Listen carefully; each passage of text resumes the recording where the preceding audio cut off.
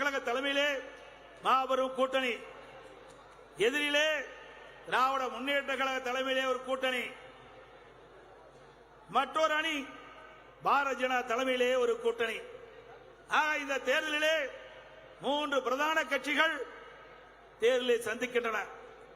ஒன்று அனைத்து இந்திய அண்ணா திராவிட முன்னேற்ற கழகம், மற்றொன்று திமுக, இன்னொன்று பாரதிய ஜனதா கட்சி. ஆனால் தேர்தலிலே போட்டி என்று வருகிற பொழுது அண்ணா திமுகவா திமுக தான் என்பதை இந்த நாடு அறியும், தமிழ்நாடு மக்கள் அறிவார்கள். இன்றைக்கு பொன்மனச்சம்பல் புரட்சி தலைவர் எம்ஜிஆர், இதே புரட்சி தலைவி அம்மா அவர்கள்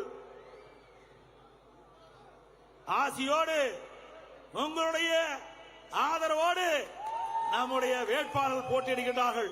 கூட்டணி கட்சி சேர்ந்த வேட்பாளர் போட்டியிடுகின்றார்கள். விளவங்கோடு சட்டமன்ற இடைத்தேர்தலே சகோதரி போட்டியிடுகின்றார். ஆக பாண்டிச்சேரியிலே கழக பொறுப்பாளர் போட்டியிடுகின்றார். ஆக தமிழகத்திலே 39 நாடாளுமன்றம், பாண்டிச்சேரி 1, இடைத்தேர்தல் சட்டமன்றம் 1, அனைத்து இடங்களிலும் நம்முடைய கழக வேட்பாளரும் கூட்டணி வேட்பாளரும் வெற்றி பெற அரும்பாடுபட வேண்டும். எறும்பை போல தேனீக்களை போல சுறுசுறுப்பாக பாடுபட்டு நம் கூட்டணியில் அங்கம் வைக்கின்ற கட்சியை நம்முடைய வேட்பாளராக கருதி அவர்களை வெற்றி பெற செய்ய வேண்டும். நம்முடைய கூட்டணியில் அங்கம் வைக்கின்ற எல்லா கட்சியுமே வெற்றி பெறுகின்ற சூழ்நிலையை நீங்கள் உருவாக்கி காட்ட வேண்டும். இன்றைய தினம்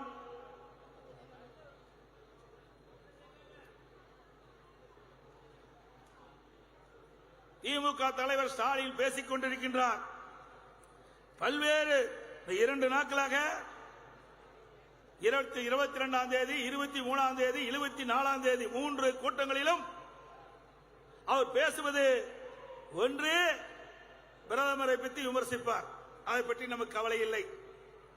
இன்னொன்று என்னை பற்றி விமர்சிப்பார். இது 2 தான் அவர் பேசுவதை பார்க்கிறோம். வேற எதையுமே பேசுவதை காணோம்.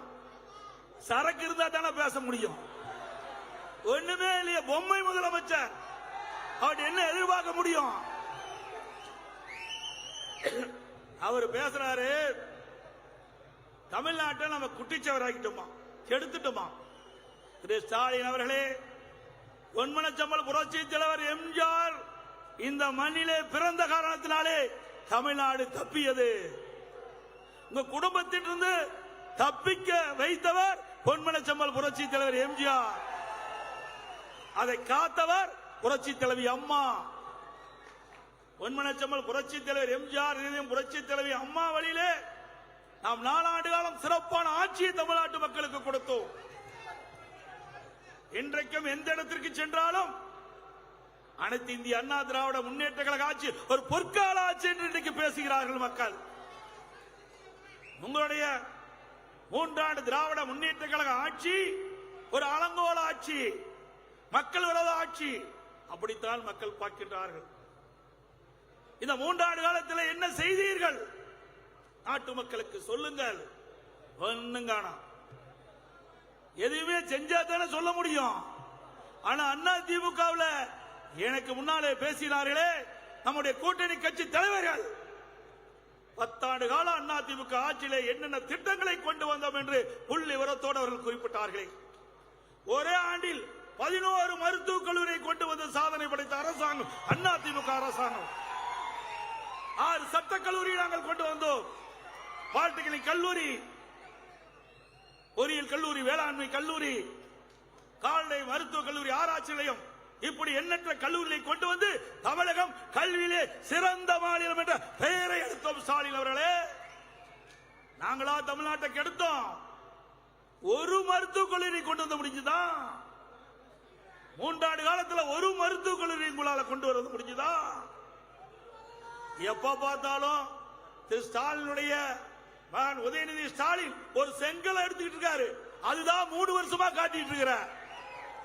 3 வருஷமா செங்கலை காட்டிட்டு இருக்கிற. எய்ம்ஸ் மருத்துவமனை கொண்டு வர வேண்டும் என்று எங்களுடைய இதய புரட்சி தலைவி அம்மா மத்தியிலே கோரிக்கை வைச்சார்கள். அந்த கோரிக்கையை ஏற்று மத்திய அரசாங்கம் எய்ம்ஸ் மருத்துவமனை மதுரையிலே கொண்டு வந்தது. நாங்களும் அந்த எய்ம்ஸ் மருத்துவமனையை விரைந்து கட்ட வேண்டும் என்று பல முறை நாங்கள் மத்திய அரசிலே வற்புறுத்தி இருக்கிறோம். ஆனால் நீங்கள் என்ன செய்தீர்கள்? இந்த செங்கலை நாடாளுமன்றத்தில் காட்ட வேணும், ரோட்ல காட்டி பிரயோஜனம் இல்ல. அதனால என்ன பயன்? விளம்பரத்திற்காக செங்கலை தூக்கி காட்டுறார். ஸ்கிரிப்ட மாத்தப்பா, கதையை மாத்து, இதையே காட்டிட்டு இருக்க வேண்டாம். 38 நாடாளுமன்றம் உங்களுக்கு தந்தாங்க. 2019 திமுக கூட்டணி கட்சி சேர்ந்த 38 நாடாளுமன்ற உறுப்பினர்கள் உங்களுக்கு வாய்ப்பை தந்தார்கள். இந்த செங்கலை கொண்டு போய் அங்க காட்ட வேண்டியதானே? 38 பேரும் நாடாளுமன்றத்தில் காட்டி நிதி பெற்று அந்த எய்ம்ஸ் மருத்துவமனை கட்டியிருக்கலாம். இல்ல, தில்லு திராணி தெம்பு இல்ல. கேட்க வேண்டிய இடம் நாடாளுமன்றம். அதுக்காகத்தான் திமுக கூட்டணி கட்சி சேர்ந்தவர்களை தேர்ந்தெடுத்து தமிழ்நாட்டு மக்கள் நாடாளுமன்றத்துக்கு அனுப்பி வச்சிருக்கிறாங்க. அங்க பெஞ்ச தேய்ச்சிட்டு வாய் மூடி மௌனம் சாட்சி விட்டு இங்க வந்து செங்கலை தூக்கிட்டு இருக்கிறாங்க.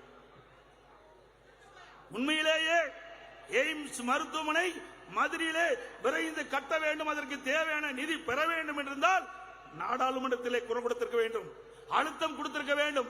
நாடாளுமன்றத்திலே ஒத்து வைக்கின்ற அளவிற்கு 38 நாடாளுமன்ற உங்களிடத்தில் இருக்கின்றார்கள். செய்யல, அதுக்கு துணிவில்ல,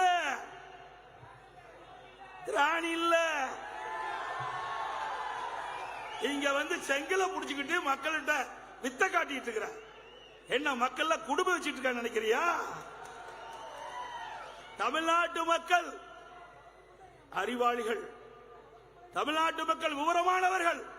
நீ சொன்னதெல்லாம் நம்பருக்கு தயாரா இல்ல. எனக்கு முன்னாலே சொன்னாங்களே, இங்க கூட நீட் தேர்வை பத்தி சொன்னாங்களே, இப்போ நீட் தேர்வு எடுத்துக்கிட்டாங்க. நீட் யாரு கொண்டு வந்தது? உனக்கு தெம்பு திராணி இருந்தா நேரடியா நான் மைக்கு பிடிக்கிறேன், நீயும் மைக்கு பிடி, பேசு. யாருடைய ஆட்சியில கொண்டு வந்தது? நான் இருக்குது, ஆதாரம் இருக்குது. Notification MCI medical council of India 2010 December 21 மத்திய அரசில் வெளியிடுறாங்க. அப்ப மத்தியில காங்கிரஸ் ஆட்சி. திமுக இணை அமைச்சர் நாமக்கல் காந்தி செல்வன் இருக்கிறார். அப்பத்தாயா நீட் தேர்வு கொண்டு வந்தது திமுக. அப்போது ஆட்சியிலிருந்து காங்கிரஸ் கட்சி. 2 பேரும் மாறி மாறி பொய்ய பேசி மக்களை ஏமாற்றுகின்ற கட்சி திராவிட மாடல் கட்சி என்று சொல்லுகின்ற திமுக கட்சி. அதோட இதற்கு பரிகாரம் காண்பதற்காக அரசு பள்ளியில் படிக்கின்ற மாணவ செல்வங்கள், ஏழை மாணவர்கள், கிராமப்புற மாணவர்கள், நகரத்தில் இருக்கின்ற சாதாரண அடித்தட்டிலே வாழ்கின்ற மக்களுடைய குழந்தைகள் அரசு பள்ளியிலே 41% படிக்கின்றது. சுமார் 3,80,000 பேர் அரசு பள்ளியிலே படிக்கின்ற மாணவ செல்வங்கள். நான் முதலமைச்சர் இருந்த காலத்தில் 2017-18 அரசு ஒதுக்கீடு, அந்த மருத்துவ கல்வி இடஒதுக்கீடு 3145 இடங்கள், 3145 இடங்கள். அதுல அரசு பள்ளியை படித்த மாணவர்கள் மாணவிக்கு வெறும் 9 இடம் கிடைச்சது. வெறும் 9 இடம் கிடைச்சது. நான் சிந்தித்தேன், எதிர்க்கட்சி கோரிக்கை வைக்கல, மக்கள் கோரிக்கை வைக்கல. நானும் அரசு பள்ளியிலே படித்த மாணவன், சாதாரண பள்ளிக்கூடத்திலே கிராமத்திலே படித்தவன். என் மனதிலே தோன்றியது, ஏன் ஏழை குடும்பத்திலே பிறந்த மாணவன் மாணவி ஏன் மருத்துவக் கல்லூரியில் படிக்கக்கூடாது, பல் மருத்துவக் கல்லூரியில் படிக்கக்கூடாது? அந்த வாய்ப்பை எப்படி உருவாக்கி தர வேண்டும் என்று எங்களுடைய மூத்த IAS அதிகாரி கலந்து பேசினேன், சட்ட வல்லுநரோடு கலந்து பேசினேன். இதுக்கு ஒரு சட்டத்தை கொண்டு வந்து நிறைவேற்றினால் அந்த வாய்ப்பு அவர்களுக்கு கிடைக்கும் என்று சொன்னார்கள். அதை நாங்கள் செய்தோம். அதன் மூலமாக 7.5% மருத்துவத்திலே, மருத்துவ கல்வியிலே அரசு பள்ளியில் படிக்கின்ற மாணவர்களுக்கு 7.5% உள் இடஒதுக்கீடை கொண்டு வந்து சட்டம் இயற்றப்பட்டு அமுல்படுத்தப்பட்ட அரசாங்கம் அண்ணா திமுக அரசாங்கம். அவர்களுக்கு ₹1 கூட செலவு கிடையாது. அந்த மருத்துவ கல்வி கட்டணத்தை அரசாங்கமே செலுத்தும். ₹1 செலவு இல்லாம கிராமப்புறத்திலிருந்து நகரப்புறத்தில் வரைக்கும் ஏழை எளிய குடும்பத்திலே பிறந்த மாணவ மாணவி MBBS டாக்டர் ஆகிறாங்க, பல் மருத்துவர் ஆகிறாங்க. இதுதான் திரு ஸ்டாலின் அவர்களே சாதனை. சாதனை சாதனை என்று சொன்னா வாயில சொன்னா போதாது, சர்க்கரைன்னு சொன்னா போதாது, வாயில போட்டா தான் இனிக்கும். அத போல நீங்கள் வெற்றி அறிவிப்பின் மூலமாக நாட்டு மக்களை ஏமாற்ற முடியாது. நாங்கள் சேவை செய்திருக்கின்றோம், மக்களுக்கு நன்மை செய்திருக்கின்றோம், நேரடியாக மக்களை சந்தித்து கேட்கின்றோம். இப்படிப்பட்ட 7.5% அதில் இடம் கிடைத்தவர்கள் 2160 பேர். 2160 பேர் அரசு பள்ளியில் படித்த மாணவர் மாணவிகள் MBBS டாக்டர் ஆகிறாங்க, படிச்சிட்டு இருக்காங்க, பல் மருத்துவராக கல்வி பயின்றிட்டு இருக்காங்க. இப்படிப்பட்ட சாதனையை படைத்த அரசாங்கத்தை பற்றி 10 ஆண்டு காலம் கெடுத்து விட்டு என்று சொல்லிருக்கு வாய் கூசாமல் பேசுகிறீர்கள். ஒரு சாதனையாவது இந்த நாட்டு மக்களுக்கு நீங்கள் படைத்திருக்கின்றீர்களா? சொல்லுங்க பார்க்கலாம். அதோடு இன்றைய தினம் எனக்கு முன்னாலே பேசினார்கள், ஆட்சி மத்தியில ஆட்சி அதிகாரத்துக்கு வர வேணும். அது ஒரு குடும்ப கட்சி, கார்ப்பரேட் கம்பெனி. அந்த கம்பெனியில மத்தியில் ஆட்சி அதிகாரத்துக்கு வந்து அங்கேயும் கொள்ளையடிக்க வேணும், இங்கேயும் கொள்ளையடிக்க வேணும். அதற்கு ஆட்சி அதிகாரம் தேவை. அதுக்கு தான் எவ்வளவு கஷ்டப்பட்டு இன்றைக்கு ஸ்டாலின் பேசிக் கொண்டிருக்கின்றார். இன்னொன்னையும் சொல்றார்,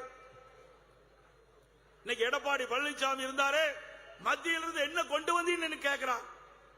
தெளிவாக சொல்கிறோம், அனைத்து இந்திய அண்ணா திராவிட முன்னேற்ற கழக ஆட்சி, அம்மா ஆட்சியில் இருக்கின்ற பொழுது சரி, அம்மா மறைவுக்கு பிறகு அம்மாவுடைய அரசு 4 வருடம் 2 மாத காலம் சிறப்பான ஆட்சி கொடுத்தோம்.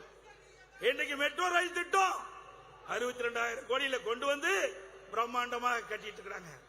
அதுபோல அரசு மருத்துவக் கல்லூரி 11 கொண்டு வந்திருக்கிறோம். அது மட்டும் இல்லாமல் நிறைய நடந்தாய்வாளி காவிரி திட்டம் கிடப்புல போட்ட, மேட்டூரிலிருந்து வெளியேறுகின்ற நீர் கடலிலே கலக்கின்ற வரை நன்னீராக கலக்க வேண்டும். இடையிலே நகரத்திலிருந்து வெளியேறுகின்ற அசுத்த நீர் நதியிலே கலங்கி நதி வீணா போகிறது.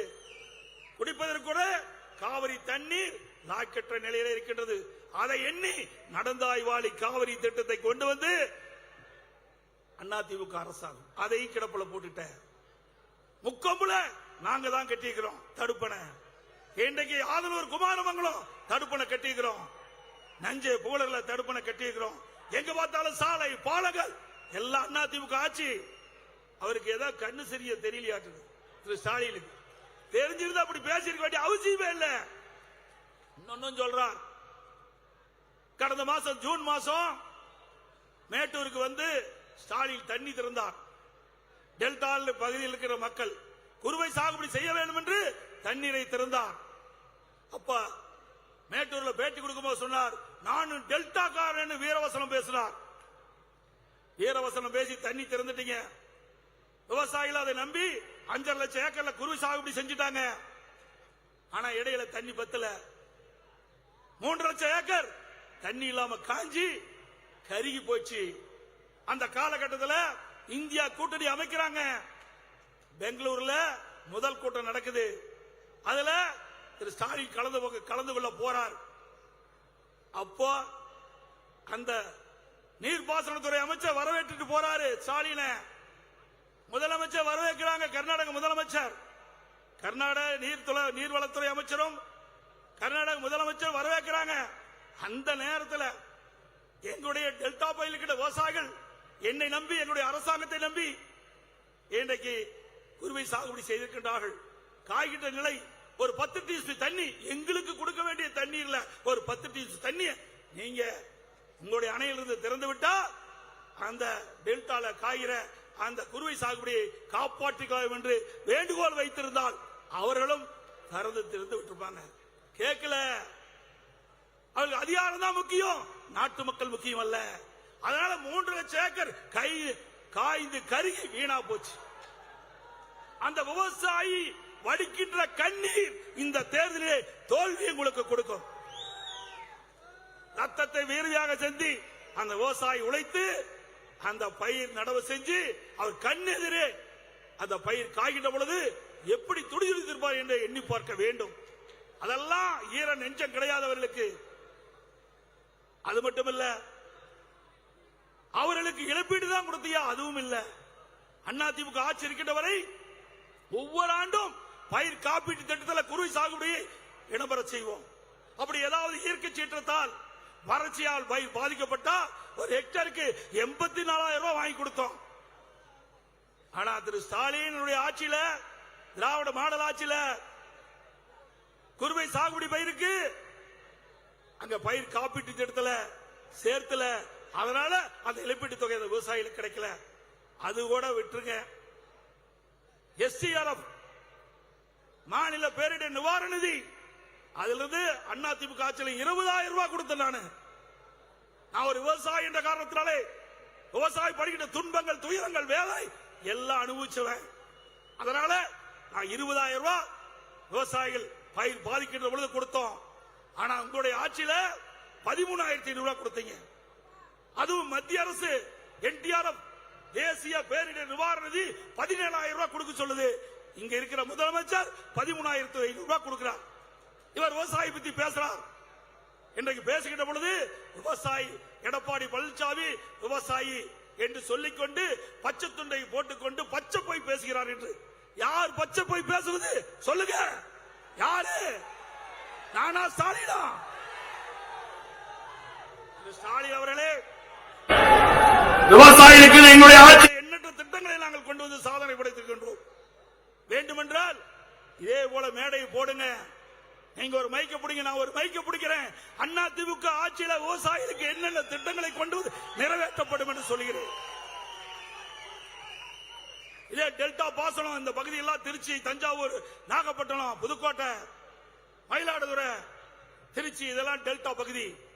இந்த டெல்டா பகுதியில் இருக்கின்ற விவசாயிகள் அச்சத்தில் இருந்தார்கள். தன்னுடைய நிலம் பறிபோயிடும் என்ற அச்சத்தில் இருந்தார்கள். திரு ஸ்டாலின் முதல் அமைச்சராக இருக்கின்ற பொழுது ஹைட்ரோ கார்பன் அங்கே இருக்கின்ற மீத்தேன் எடுப்பதற்காக புரிந்துணர்வு ஒப்பந்தம் போட்டார்.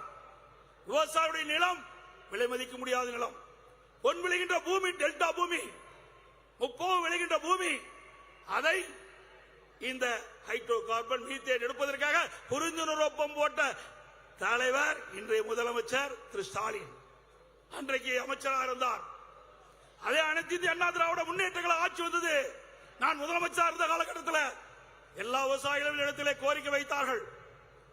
எங்களுடைய டெல்டா மாவட்ட அப்பொழுது அமைச்சர்கள், MLAக்கள் கோரிக்கை வைத்தார்கள். எங்களுடைய பகுதி பாலைவனமாகிவிடும், இதை காப்பாற்றுங்கள், விவசாயிகள் அச்சத்திலே உறைந்து போயிருக்கிறார்கள் என்று கோரிக்கை வைத்த உடனே நான் சட்ட ரீதியாக மத்திய அரசிலே சந்தித்து இன்றைக்கு டெல்டா பாசனத்திலே இப்படிப்பட்ட எந்த திட்டமும் கொண்டு வரக்கூடாது என்பது இன்றைக்கு பாதுகாக்கப்பட்ட வேளாண் மண்டலம் என்ற அற்புதமான சட்டத்தை கொண்டு வந்து நிறைவேற்றினேன். எங்களுடைய ஆட்சி திறமையான ஆட்சி என்பதற்கு சான்று. இதை விட என்ன வேணும் திரு ஸ்டாலின் அவர்களே?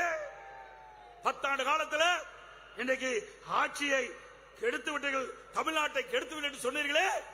நாங்களா தமிழ்நாட்டை கெடுத்தோம்? பொன் விளைகின்ற பூமியை மிகப்பெரிய நிறுவனத்திற்கு தாரை வாக்க பார்த்தீர்களே, நீங்க தான் கெடுத்தீங்க. அது மட்டுமல்ல, இன்றைக்கு மேகதாது, இன்றைக்கு காவிரியில வருகின்ற தண்ணீரை மேகதாது என்ற இடத்திலே அங்கே ஒரு அணை கட்டி தண்ணீரை தேக்க கர்நாடக அரசு துடித்துக் கொண்டிருக்கின்றது. கிட்டத்தட்ட ஒரு வாரத்திற்கு முன்பு நீர்ப்பாசனத்துறை அமைச்சர் சொல்கிறார், ஒரு சொட்டு தண்ணீர் கூட தமிழ்நாட்டுக்கு கொடுக்க மாட்டேன் என்று. அங்கே இருக்கின்ற முதலமைச்சர் சொல்கிறார், மேகதாதுலே அணை கட்டிய தீர்வு என்று சொல்கிறார். நம்முடைய தமிழ்நாடு முதலமைச்சர் திரு ஸ்டாலின் வாயே திறக்கல, வாயே திறக்கல. இன்றைக்கு தமிழ்நாட்டுக்கும் தமிழ்நாட்டு விவசாயிகளுக்கும் துரோகம் செய்கின்ற திரு ஸ்டாலினுக்கு வருகின்ற நாடாளுமன்ற தேர்தலில் தகுந்த பதிலடி கொடுக்கப்பட வேண்டும். இதே அதிமுக அரசாங்கம் இருக்கின்ற பொழுது இப்படிப்பட்ட பிரச்சனை வந்தது. உடனடியா உச்ச நீதிமன்றத்தில் நீதிமன்ற அவமதிப்பு வழக்கை தொடர்ந்து மேகதாதுல அணை கட்டுவதை தடுத்து நிறுத்திய அரசாங்கம் அதிமுக அரசாங்கம். அது மட்டுமல்ல, இன்னும் சொல்றார், மத்தியிலிருந்து என்ன நிதியை பெற்றீங்க என்று சொல்றார். அதிமுக ஆட்சியில மத்தியிலிருந்து என்ன நிதியை பெற்றீங்கன்னு 12 ஆண்டு காலம் மத்தியிலே ஆட்சியிலே இடம்பெற்றிருந்தது திமுக, காங்கிரஸிலே இடம்பெற்றிருந்தாங்க, பிஜேபியிலே இடம்பெற்றிருந்தாங்க. 1999 பாரதிய ஜனதாவோட கூட்டணி வைத்து 5 ஆண்டு காலம் அமைச்சராக இருந்து அதிகாரத்தில் இருந்து அனுபவித்தவர் திமுக கட்சி. உடனடியா காங்கிரசுக்கு போனாங்க, அங்க 5 வருஷம் ஆட்சியில் இருந்தாங்க. இப்படி 12 ஆண்டு காலம் மத்தியிலே ஆட்சி அதிகாரத்தில் இருந்தபோது தமிழ்நாட்டிற்கு என்ன கொண்டு வந்தீர்கள்? அதுவும் தமிழ்நாட்டை சேர்ந்த காங்கிரஸ் கட்சியை சேர்ந்த ஒருவர் நிதியமைச்சராக இருக்கின்றார். அவரை முறையாக அணுகி தமிழ்நாட்டிற்கு இன்ன திட்டத்திற்கு இவ்வளவு நிதி வேண்டும் என்று நீங்கள் கேட்டிருந்தால் கிடைத்திருக்கும். அதுவும் செய்ய தவறிவிட்டீர்கள். ஆக தமிழ்நாட்டிற்கு துரோகம் செய்த கட்சி திமுக கட்சி. ஆக ஆட்சி அதிகாரத்தில் மத்தியில் இருக்கின்ற பொழுது நீங்கள் எதையுமே செய்யல. குடும்பத்தான் பார்த்தீங்க. குடும்பத்தில் இருக்கிற உறுப்பினர்கள் தான் அதிகாரத்துக்கு வர வேண்டும் எண்ணினீர்கள். நாட்டு மக்களை பற்றி கவலை இல்லை, கவலைப்படவில்லை. ஆகவே சிந்திக்க வேண்டும். இவர்கள் வேட்பாளர் வெற்றி பெற்று வந்தா நாடாளுமன்றத்தில் என்ன செய்ய போறாங்க? 38 நாடாளுமன்ற 2019 கொடுத்தீங்களே, 5 ஆண்டு காலம் நாடாளுமன்றத்தில் என்ன செய்தார் என்பதை நீங்கள் சிந்திக்க வேண்டும். அதே நேரத்தில் அனைத்து இந்திய அண்ணா திராவிட முன்னேற்ற கழக நாடாளுமன்றங்கள் 2014 37 பேர் தேர்ந்தெடுத்தீர்கள் தமிழ்நாட்டின் சார்பாக. அந்த 37 பேரும் சிறப்பான முறையிலே நாடாளுமன்றத்திலே பணியாற்றினார்கள். உச்சநீதிமன்றத்திலே காவிரி நதிநீர் பிரச்சனை தீர்ப்பு வந்த பொழுது அந்த தீர்ப்பை அமுல்படுத்த மத்திய அரசு காலம் தாழ்த்தியது. தம்பி, அதை எடுத்து காலம் தாழ்த்தியது. உடனடியாக நம்முடைய நாடாளுமன்ற உறுப்பினர் அனைவரும் ஒன்று சேர்ந்து 22 நாட்கள் நாடாளுமன்றத்தை ஒத்தி வைத்த கட்சி அதிமுக கட்சி. அதிமுக நாடாளுமன்ற உறுப்பினர்கள் நம் கூட்டணியில் அங்கம் வச்சாலும் தமிழ்நாட்டு மக்களுடைய பிரச்சனை என்று வருகின்ற பொழுது, நம்முடைய உரிமை என்று வருகின்ற பொழுது, உரிமையை பெறுவதற்காக 22 நாட்கள் நாடாளுமன்றத்தை நாங்கள் ஒத்தி வைத்தோம். அதன் மூலமாக மத்திய அரசுக்கு அழுத்தம் கொடுத்து அதன் விளைவாக காவிரி மேலாண்மை ஆணையம், காவிரி நீர் முறைப்படுத்த குழு மத்திய அரசு அமைச்சது. இப்படி அனைத்து இந்திய அண்ணா திராவிட முன்னேற்ற கழக நாடாளுமன்ற வெற்றி பெற்று வருகின்ற பொழுது இந்த தமிழ்நாட்டு மக்களுடைய உரிமையை காப்போம், தமிழ்நாட்டு மக்களுக்கு தேவையான நிதியை பெறுவோம், தமிழ்நாடு வளர்ச்சி பெறுவதற்கு நாங்கள் அடித்தளமாக விளங்குவோம். ஆனால் திமுக அப்படி அல்ல. திமுக அப்படி அல்ல. அவருடைய குடும்ப உறுப்பினர்கள் ஆட்சி அதிகாரத்துக்கு வர வேண்டும் என்பதற்காக துடித்துக் கொண்டிருக்கின்ற கட்சி திமுக கட்சி. எனக்கு முன்னாலே சொன்னார்களே 2G ஸ்பெக்ட்ரம் ஊழல் 1,72,000 கோடி மீண்டும் நீதிமன்றத்தில் தூசி தட்டி எடுத்திருக்கிறாங்க. திகார் ஜெயில் ரெடியா இருக்குது, யாராரு போவாங்க தெரியல. அதே போல இங்க இருக்கிற அமைச்சர்கள் ஊழல் குற்றச்சாட்டிலே தப்பிக்கவே முடியாது. நீதிமன்றத்தில் படிக்கட்டு ஏறி ஏறி இறங்கிட்டு இருக்கிறாங்க. அவர்களும் விரைவாக எங்கே போகணுமோ அங்க போவாங்க. அது மட்டுமல்ல, இங்கே போதைப் பொருள் பற்றி சொன்னாங்க. இன்றைக்கு திமுக கட்சியில் அங்கம் வைக்கின்ற ஒரு நபர் ஜாபர் சாதிக் என்ற அந்த சென்னை மேற்கு மாவட்ட அயலக அணி துணை அமைப்பாளர். உலகத்தில் அயலக அணி இதை வச்சிருக்கிறாங்க. இது மாதிரி கடத்தலுக்கு வச்சிருப்பாங்க போல இருக்குது. எந்த கட்சியிலாவது அயலக அணியில் வச்சிருக்கிறாங்களா? அப்படி ஒரு பேரை வச்சு அதுக்கு ஒரு பொறுப்பாளரை போட்டு அந்த பொறுப்பாளர் வெளிநாட்டுக்கு போதைப் பொருள் கடத்திட்டு இருக்கார். பல ஆண்டு காலமாக பல ஆயிரம் கோடிக்கு போதைப் பொருள் கடத்தி இருக்கிறார். தமிழ்நாடு போதைப் பொருள் மாநிலமாக மாறுவதற்கு காரணம் திமுக நிர்வாகிகள். இன்னும் சொல்ல போனா 2022-23 மதுவிலக்கு ஆயத்தீர்வை கொள்கை விளக்க குறிப்பில் பக்கம் 22 திரு ஸ்டாலின் சட்டமன்றத்திலே தாக்கல் செய்தது. பள்ளிக்கு அருகில, கல்லூரிக்கு அருகில கஞ்சா விற்கப்படுகிறது. அதில் கண்டறியப்பட்டவர்கள் 2138 பேர் கஞ்சா விற்பனை செய்ததாக பள்ளிக்கு கல்லூரிக்கு அருகிலே 2038 பேர் ஸ்டாலின் வெளியிட்டிருக்காரு. அதுல கைது செஞ்சது 148 பேர். மற்றவர்கள் எங்க போனாங்க? கஞ்சா வச்சாலும் குற்றம், விற்றாலும் குற்றம், கொண்டு போனாலும் குற்றம். அப்படி இருக்கின்ற பொழுது திரு ஸ்டாலினே கொள்கை விளக்க குறிப்பில் குறிப்பிட்டிருக்கார். 2138 பேர் கஞ்சா வைத்திருக்கிறார் கண்டுபிடிக்கப்பட்டு சொன்னா ஏன் கைது பண்ணல? எல்லாம் திமுக காரன்.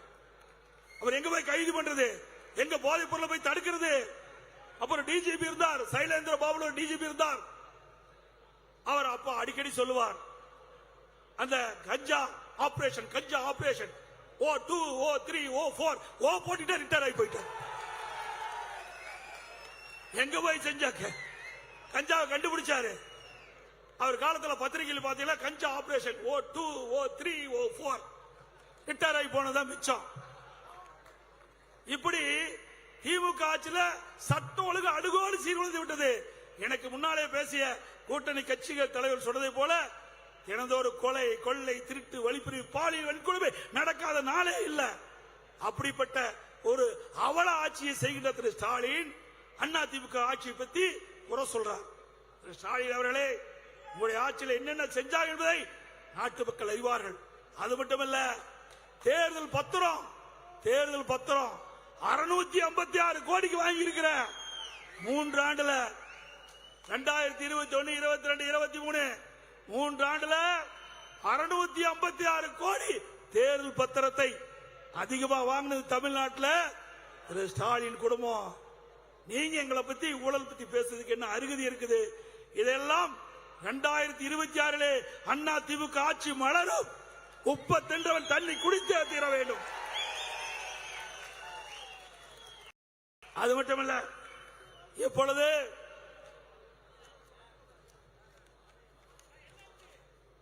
ஸ்டாலின் பேசிக் கொண்டிருக்கிறார். அனைத்து இந்திய அண்ணா திராவிட முன்னேற்ற கழக நிர்வாகி மீதும் தொண்டர் மீதும் கூட்டணி கட்சி சேர்ந்த நிர்வாகி தொண்டர்கள் மீது பொய் வழக்கு போடுவதாக. திரு ஸ்டாலின் அவர்களே, நாங்கெல்லாம் பொன்விழா கண்ட கட்சி.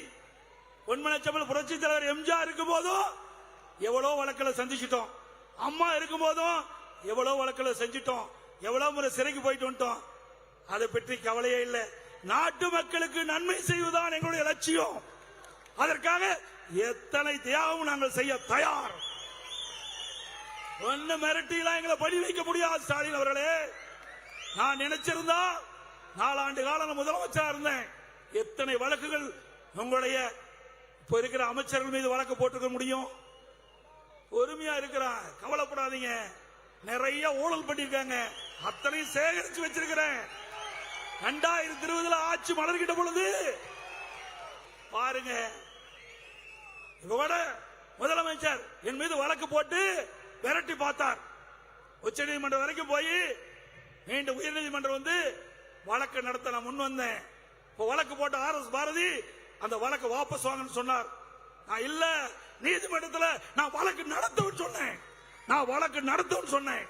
வழக்கு நடத்தி நிரபராதி என்று வெளியில் வந்திருக்கிற ஸ்டாலின் அவர்களே, அந்த துணிச்சல் உங்களுக்கு இருக்குதா? புதிய தலைமைச் செயலகம் கட்டுவதிலே ஊழல் நீதிமன்றத்தில் இருக்குது. தடையாளம் வாங்கி வச்சிருக்கிற என்னை போல நீதிமன்றத்தில் நிரபராதி என்று சொல்லுவதற்காக உன்னால முடியுமா? இந்த வழக்கு நடத்த தயாரா? அண்ணா திமுக பொறுத்த வரைக்கும் மடியிலே கணமில்லை, வழியிலே பயமில்லை. ஸ்டாலின் அவர்களே, நான் தொண்டனாக இருந்து கிளை செயலாளராகி இன்றைய தினம் உங்கள் முன் பொதுச் செயலாளராக இருக்கின்றேன். எந்த ஒரு தொண்டனுக்கு எந்த பிரச்சனை வந்தாலும் நாங்கள் உங்களுக்கு துணை நிற்போம். அதேபோல் மேடையில வீட்டுக்கின்ற கழக நிர்வாகிகளுக்கு எந்த பிரச்சனை வந்தாலும் எங்க உயிரை கொடுத்தால் உங்களை காப்பாற்றுவோம். நான் எல்லாவற்றையும் பார்த்துவிட்டு தான் இந்த பதவிக்கு வந்திருக்கின்றேன்.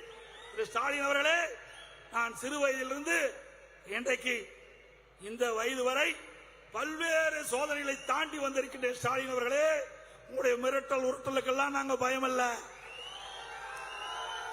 அதற்கெல்லாம் 5 பேர் அதிமுக அல்ல. எங்களிடத்தில் வலிமை இருக்குது, உழைப்பு இருக்கிறது, நம்பிக்கை இருக்கின்றது. ஆகவே வருகின்ற நாடாளுமன்ற தேர்தலில் நாம் வெற்றி பெறுவதற்கு உழைக்கப்பட வேண்டும். அதே போல சிறுபான்மை மக்கள், நம்முடைய தமிழ்நாட்டில் வாழ்கின்ற மக்கள் சிறுபான்மை மக்கள், இந்த மண்ணிலே பிறந்த சிறுபான்மை மக்கள், எவரேனுக்கும் பிரச்சனை வந்தால் நாங்கள் உங்களுக்கு பக்கபலமாக உங்களுக்கு துணை நிற்போம். உங்களோடு இருந்து அதை முறியடிப்போம். சிறுபான்மை மக்களை அச்சப்பட வேண்டியதில்லை. நான் ஓட்டுக்காக சொல்லல, நாங்கள் ஓட்டுக்காக சொல்லவில்லை, மனிதாபிமானத்தோடு சொல்லுகின்றோம். அதிமுகவுக்கு மதமும் கிடையாது, ஜாதியும் கிடையாது. எல்லா மதமும் சமம், எல்லா ஜாதியும் சமம். அப்படித்தான் எங்களுடைய தலைவர்கள் எங்களை வழிநடத்திருக்கின்றார்கள். சிறுபான்மை மக்கள் எதற்கும் அஞ்ச தேவையில்லை. உங்களுக்கு ஒரு பிரச்சனை என்றால் நிச்சயமாக அதிமுக முன்னிற்கும், கூட்டணி கட்சி முன்னிற்கும். இன்றைய தினம் வருகின்ற நாடாளுமன்ற தேர்தல் திமுகவுக்கு மரணடி குடிக்கின்ற தேர்தலாக இருக்க வேண்டும். இந்த தேர்தலோடு திமுக என்ற கட்சி காற்றோடு கரைய வேண்டும்.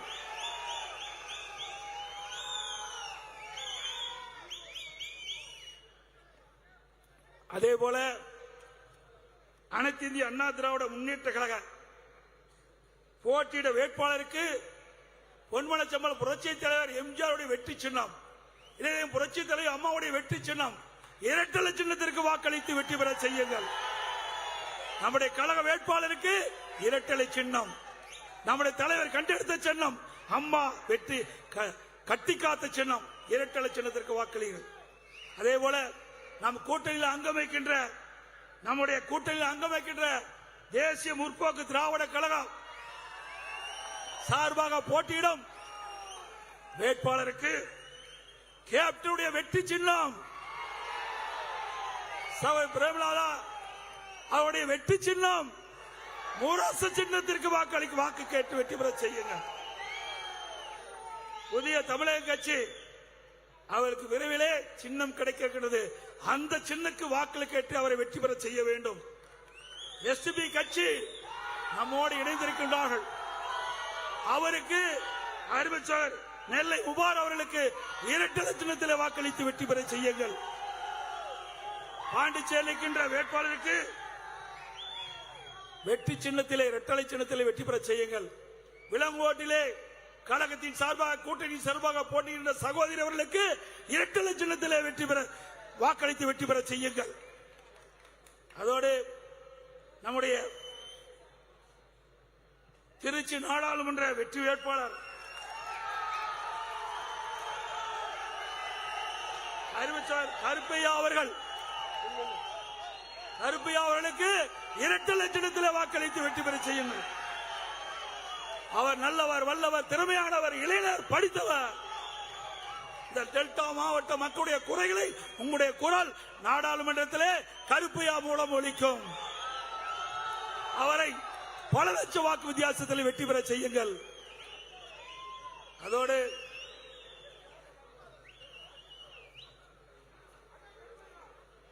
தமிழர் உரிமை மீட்போம், தமிழர் உரிமை மீட்போம், தமிழ்நாடு காப்போம், தமிழர் உரிமை மீட்போம், தமிழ்நாடு காப்போம். நான் சொல்றத அப்படியே திருப்பி சொல்லுங்க, நான் சொல்றத அப்படியே திருப்பி சொல்லுங்க. ஒற்றை விரலால் ஓங்கி அடிப்போம், ஒற்றை விரலால் ஓங்கி அடிப்போம். வாக்களிப்பீர் இரட்டலைக்கு, வாக்களிப்பீர் இரட்டலைக்கு, வாக்களிப்பீர் இரட்டலைக்கு, வாக்களிப்பீர் முரசு சின்னத்திற்கு, வாக்களிப்பீர் முரசு சின்னத்திற்கு, வாக்களிப்பீர் அண்ணன் கிருஷ்ணசாமி அவர்களுக்கு ஒதுக்கப்படும் சின்னத்திற்கு என்று சொல்லி இந்த அரிய வாய்ப்பை கொடுத்த அனைவருக்கும் நன்றி தெரிவித்து விடைபெறுகின்றேன். நன்றி, வணக்கம். நன்றி உரை முன்னாள் அமைச்சர் கழக அமைப்பு செயலாளர், நாமக்கல் மாவட்ட கழக செயலாளர், சட்டமன்ற உறுப்பினர் அண்ணன் தங்கமணி அவர்கள்.